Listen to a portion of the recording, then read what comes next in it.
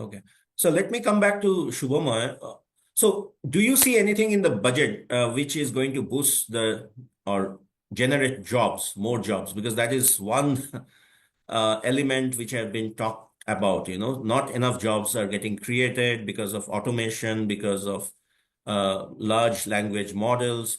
So do you see anything in this budget which hopefully, in addition to boosting consumption, can also create more jobs? You are muted. Sure.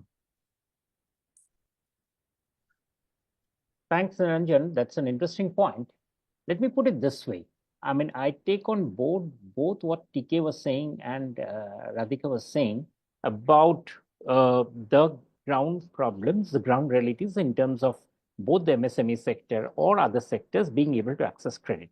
However, a budget as an instrument is not the place where we look for solutions for these sort of things. A budget of the government of India, and this is the government itself is responsible for creating that misapprehension, misapprehension among people. It tries to think that it can do lots of things for lots of people. A central government's budget is supposed to do only two things: allocate money for large chunks and wherever it's necessary, and keep the financial housekeeping in order. Now, Finance Minister Nirmala Sitharaman has done that. She has kept to the dharma of keeping the fiscal deficit in control. In a year, when the globe is tossed with the maximum amount of uncertainty, I can't think how much more useful than that fiscal deficit number is. She has kept it. No commentator has said that figure is something that she will not reach. It's a huge achievement. Keeping that fiscal scorecard steady gives inflation the steadiness also. It creates the base for RBI to think of rate cuts. Remember, more people in the lower income group depend on rates, interest rates, rather than on tax cuts. Every time the government of India keeps budget numbers steady, it actually helps the poor by allowing RBI the space to cut rates. This is often not understood well. We might wax eloquent or we might have cavils about tax cuts. They have, as lots of people have said, limited ability to spur consumption. I take on board what Dr. Das was talking about, only the 10%. Yes, certainly. But the big thing of this budget and of the successive budgets over the years has been the commitment to fiscal deficit.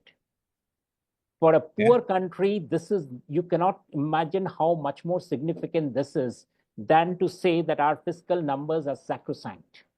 And this is what will help investors to come in. For medium and small enterprises, a cut in rates is much more important, whether from the formal sector or from the informal sector.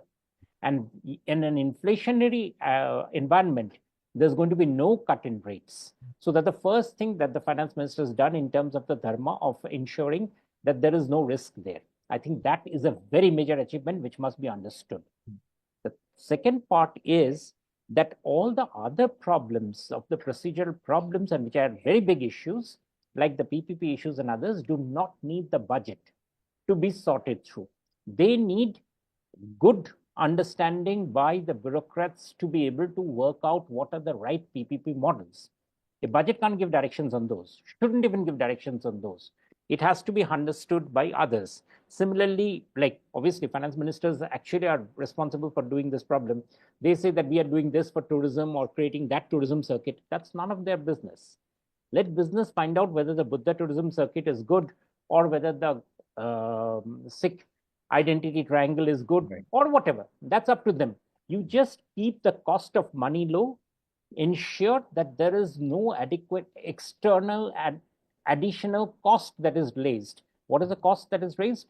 For instance, today's paper carries a report that some inspectors from the National Accreditation Committee for Universities have been caught for taking bribes. Now, we have taken away licensing, labor licensing away, but we have now created a new source of corruption by accreditation of universities. So where would a good university want to come in? It will not. And if it comes, it will raise costs for the students.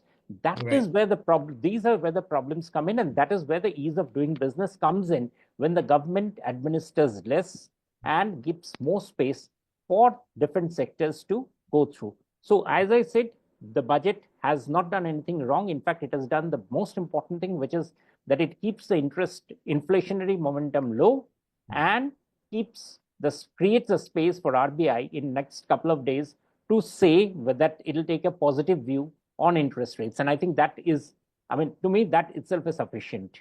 Oh. Thank you. So